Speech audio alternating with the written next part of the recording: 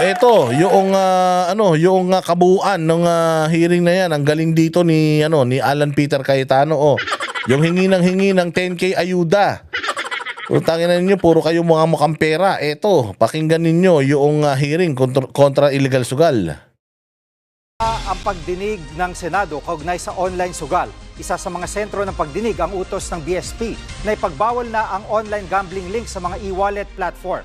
Live mula sa Makati, nangunguna sa balita si News 5 Senate Correspondent Mean Los Baños. Mean, kailan at paano ipatutupad ang utos ng Bangko Sentral sa mga e-wallet?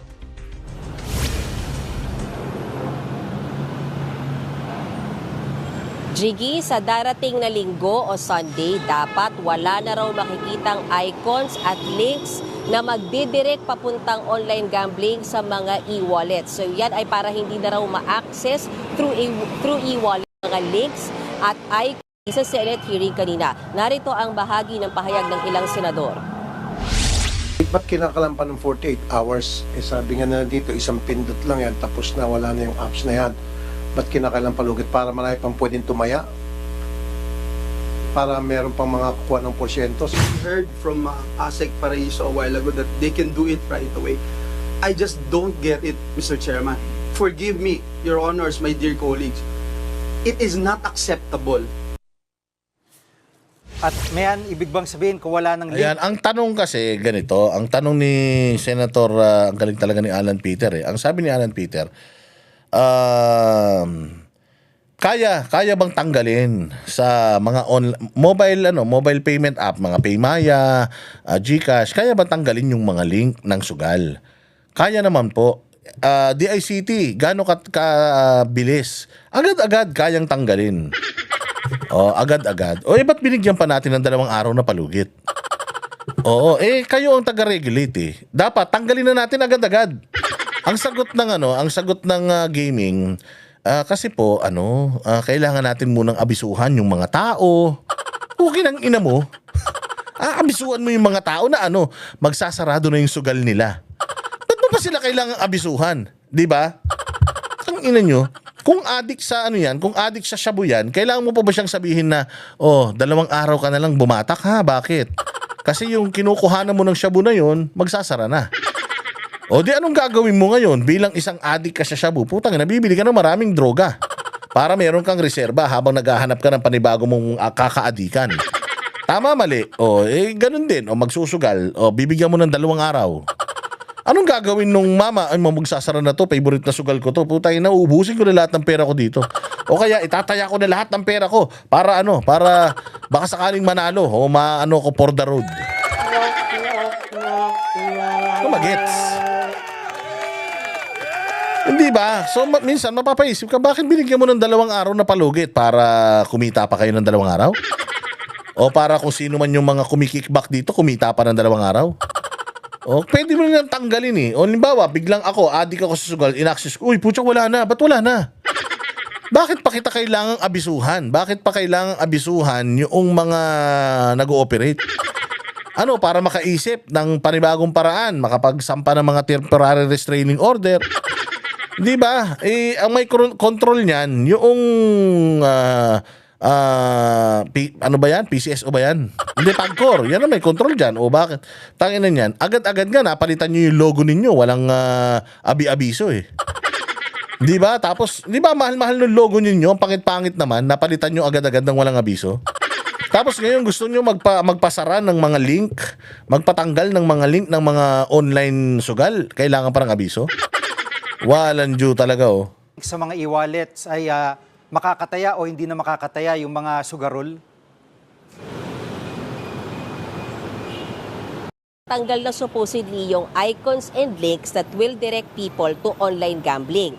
Pero kung papasok mismo yung isang tao sa mismong site o website ng online gambling, pwede pa rin siyang tumaya using e-wallets and online banking dahil nakalink pa rin sila doon. Pero alam mo, Jiggy, sinabi na ng mga e-wallet companies gaya ng Paymaya at GCash na tatalima at susunod sila dito sa direktiba ng BSP at i-update daw nila agad ang kanilang mga app. Jiggy. At Mean, 48 hours ang deadlines ng BSP sa mga e-wallet. Bakit daw ganun?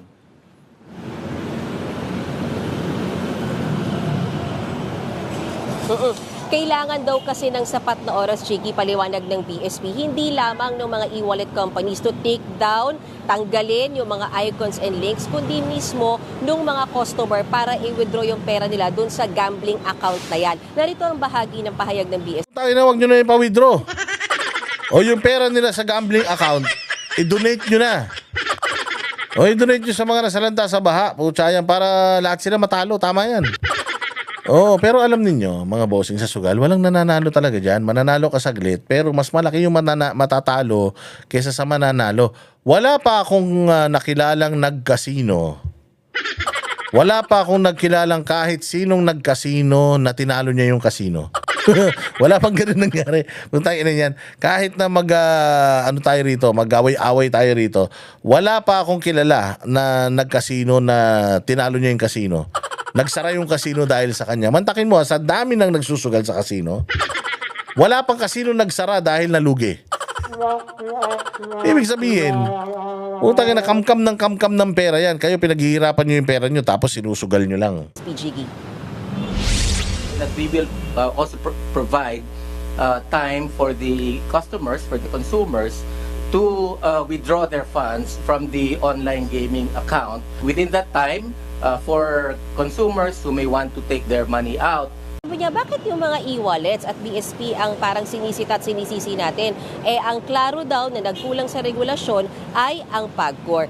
Balikan natin ito, pakinggan natin yung bahagi ng pahayag ni Senator Marcoleta at Senator Erwin Tulfo.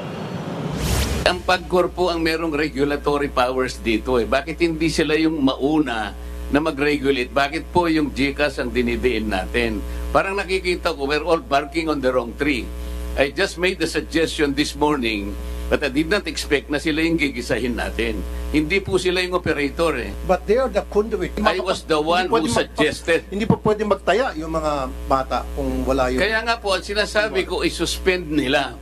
Tapos na yun. But let us not naman fry people. Let me At may anong sagot ng PAGCOR sa May punto si Marcoleta, ang PAGCOR. Pero maganda Senator Marcoleta, with all due respect, maganda, parehas, bugbugin natin parehas. Pati GCash, kasi kumikita GCash dyan eh. Hindi ba kasi ang GCash, alam naman nila na makakasama, pero dahil pagkakakitaan, go pa rin sila. So tama na bugbugin natin sila. Pero tama rin naman si Marcoleta na kanain natin yung mga katulad niyan, yung PAGCOR. Kasi sila nagre-regulate eh, di ba? Sila ang talagang may kasalanan kung bakit nagugumon eh, sa sugal eh. Mantakin mo dati, okay na sa akin yung casino. Kasi kailangan mo magbihis, pumunta, para lang magsugal ka. Pucha ngayon, hindi, kahit tumatai ka, pwede ka magsugal. Kahit nasan kang lupalop, basta may internet, pwede ka magsugal. Imagine, ginagago tayo ng PAGCOR na yan. Kumikita naman na tayo sa dating setup eh. Di ba? Kasi tinan mo, sumasabay lang tayo sa technology. Gago, pagdating sa bisyo, dapat hindi ka sumabay sa technology. Pahirapan mo yung mga tao magsugal para ma-discourage silang magsugal. Parang access lang yan sa shabu. Pahirapan mo yung tao sa access sa droga. Di ba ginawa nga ni Duterte, tinaas niya yung syntax. Kaya niya tinaas yung syntax kasi hindi ko man mapahinto yung bisyo ng sigarilyo at saka alak, sisiguraduhin ko, masasaktan kayo sa tuwing magbibisyo kayo. Mas mahal yung gabayaran nyo. Diba? Kaya ngayon yung sinasabi ko na, sige, okay naman tong online gaming na to. Lagyan natin ng threshold. 100,000 ang minimum bet. Tingnan natin kung ma-afford pa yan ng masa. Hindi ba okay na yun? Pupunta ka sa casino, doon ka magsusugal, uuwi ka, matutulog, babalik ka na naman. Okay na yun.